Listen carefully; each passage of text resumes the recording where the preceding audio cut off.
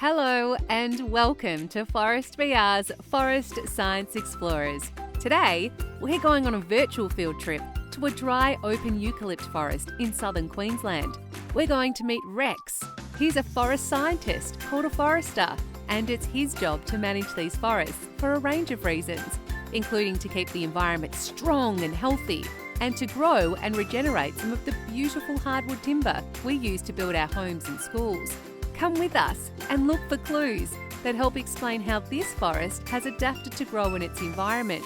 And along the way, we'll also learn how Rex uses the science behind these adaptations to sustainably manage them for today and the future. And don't forget to look up and down and all around you to help find all the clues. Are you ready? Let's go!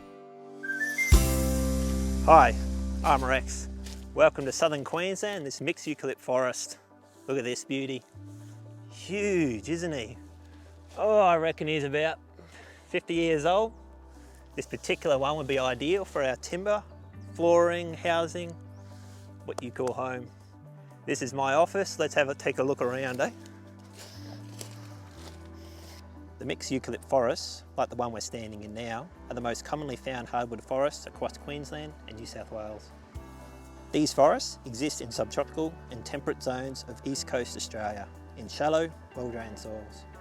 This forest zone has unreliable rainfall, often getting heavy summer storms, and it can often suffer from extended droughts. Although the trees in this forest look stationary, there's a lot happening to help them survive in this environment. We're going to explore 4 clues in this forest to show us how. Okay, for clue number 1, we look up 20 to 30 metres up to the tree canopy where the leaves are found and where photosynthesis takes place. See how sparse and open they are.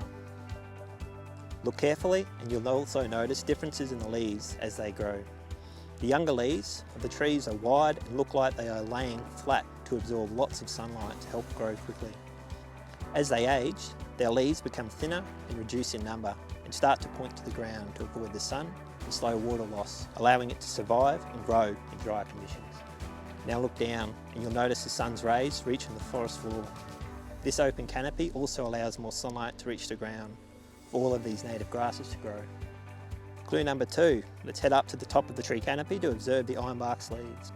The regions where these forests grow are warm and humid, and are also great places for insects, bacteria, fungi and viruses to thrive. And they all love eating different parts of these trees.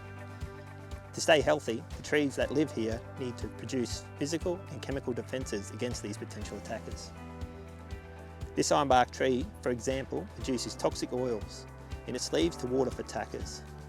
This oil was well known by local Aboriginal people to be used for bush medicine. Today it's used as the base for many eucalypt oil products, including antiseptics and cold and flu treatments. Clue number 3, we look down to the soil and roots. To help the trees survive dry conditions, these trees are slowly growing and have deep roots that help the tree access water in the lower soil layers. They also help the tree to grip and stay upright in the ground during storms, high winds and even cyclones. The slower growth of these trees mean the wood it produces in its trunk is very hard and strong. Clue number 4, we have a look at the bark of these trees. Look what we got here. So this is our ironbark. This is our spotted gum. Alright, so how do we tell the difference? Alright, so see the real deep fissured bark in our ironbark here? And see those fissures, see the actual colour, the dark red in there? Nice young tree, he's got plenty to grow. Completely different to our spotted gum. What's the big difference? Look at that smooth bark.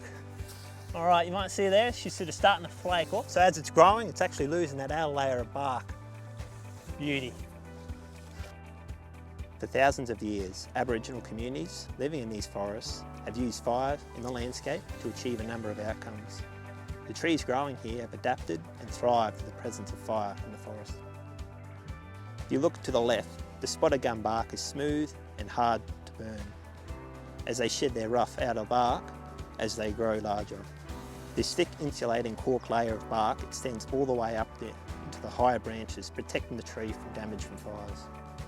Now when you look right, you see the ironbark tree's bark to the rough deep ridges as the bark doesn't shed but splits as the tree grows wider. The depth of this bark protects it from fire. After a fire, the forest springs back to life and the cycle of the forest starts over again. So we've found all the clues. Can you remember how trees in these open dry eucalypt forests have adapted to their environment? That's right, with leaves that change size and direction as they age to reduce water loss, by producing leaf oils to ward off insect attackers, trees that have deep roots that grow down to the water table and keep them stable in storms, and finally, different adaptations in their bark to protect them from bushfires. It is forest science like this that foresters like Rex use every day in their work to sustainably manage, harvest and regenerate these productive forests for today and for all generations to come. But not all forests are the same. Can you find our dry open eucalypt forest? What can you see that's different between this forest and others found around Australia? Can you think of why they might be different? That's right, because they grow in different environments and have adapted in different ways. So come and join us to explore other Australian forests and meet more forester friends and keep on exploring.